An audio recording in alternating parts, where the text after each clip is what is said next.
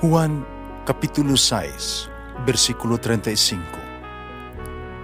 Si Jesus miingon kanila, Ako mao ang pan nga naghatag sa kinabuhi. Ang muari kanako dili nagayod gutumon, ug ang mutuo kanako dili nagayod uhawon. Ang mga puno Pan sa kinabuhi.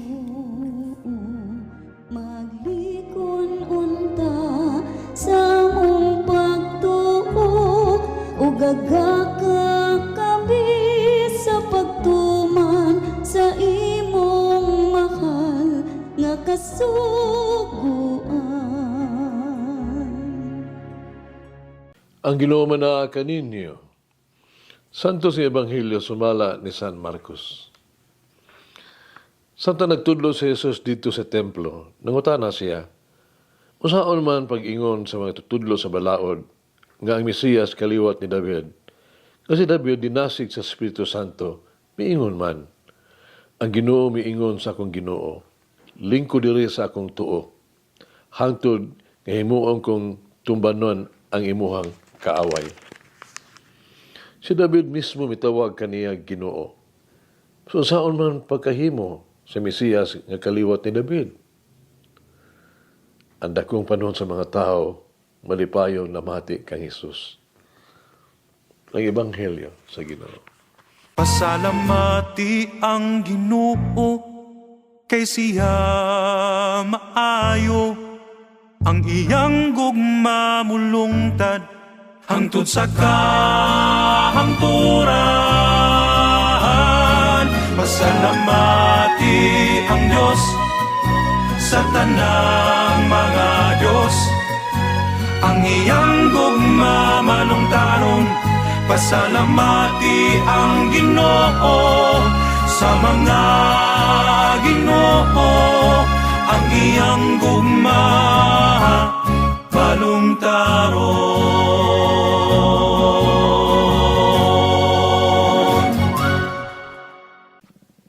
Ang mga Hudiyo nagtuo nga gisaan nga Mesiyas magikan gyud sa kaliwatan ni Hari David.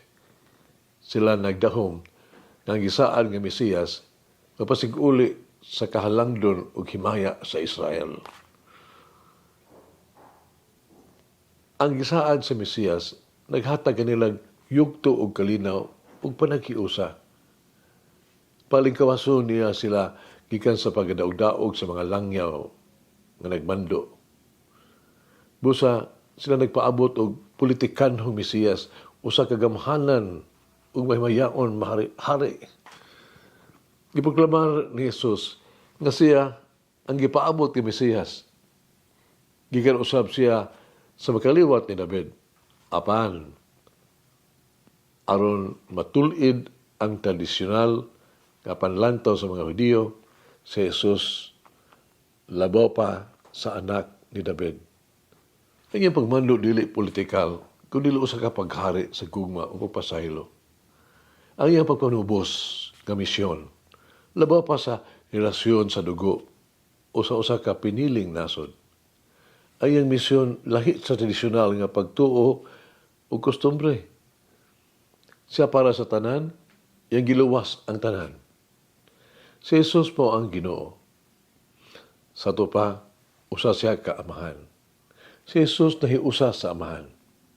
Wang iyang Diyos nga plano mao, ang pagpalikawas sa tanan gikan sa kaulipnon sa sala ug ni Satanas.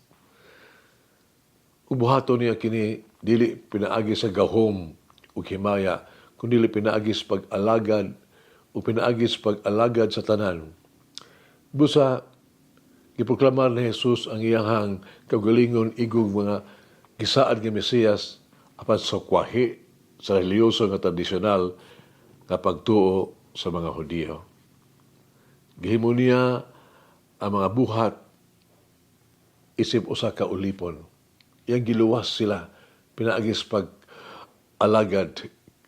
Kini mo ang kaluwasan pinaagis siyang dili hinakog nga pag-alagad.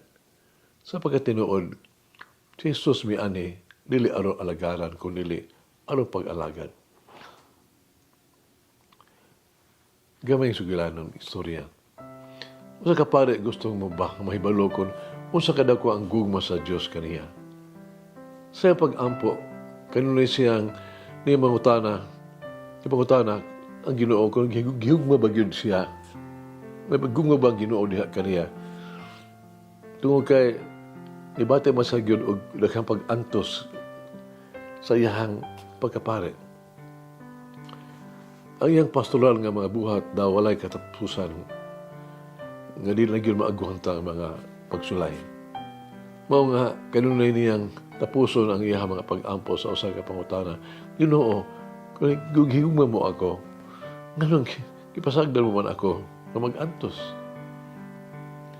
Pagkatataod, napakita kaniya ang Diyos pinaagi sa iyang damgo. Hamiingon ang Diyos kaniya, laminaw ako kanunay sa imo mga pag-ampo. Namutana ka kung gihiguma ko ba ikaw? Ngano, nagipasagdan ko ikaw na nag-antos? Ang akong tubag, gihigugma ko ikaw. Ug tungod sa gugma nga akong giantos usab alang kanimo, nag-antos ko alang kanimo. Mutugot ka ba? Nangutana ko nimo karon.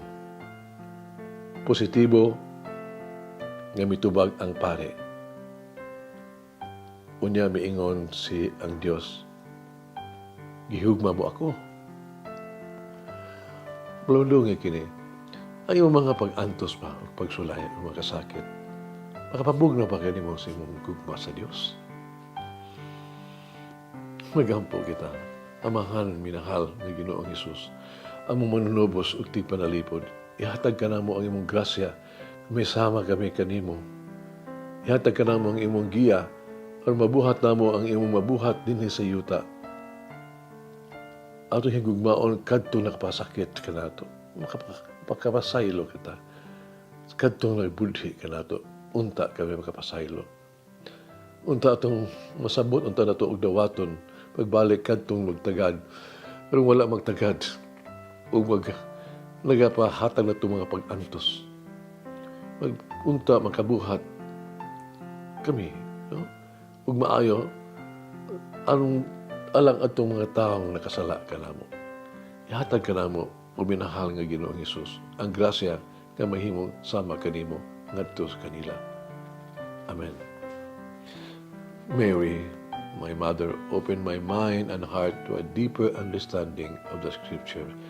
Tuluy ko, masabta ko, haro ko makasabot ako sa mga pulong sa Dios na ako mabasa adlaw-adlaw. Mulangin ang Diyos pagagahom sa tanan, Amahan, Anak, o Espiritu Santo. Amen. May the Lord of the divine mercy bless us all, heal us from all diseases and suffering. Ayun unta niya kita, tanang mga sakit na sa lawas o sa kalag, body and soul. In the name of the Father, the Son, and of the Holy Spirit. Jesus, I trust in you. Amen. Whoever eats the bread of life will never hunger, says the Lord. Kay galaan inyong nabati ang pagpaambit ug hamubong pamalandong sa pulong sa Dios pinaagi sa tulumanon. Pan sa kinabuhi nga gidumala ni Monsignor Daddy Silva. Hangtod na usab sa sunod higayon, daghang salamat.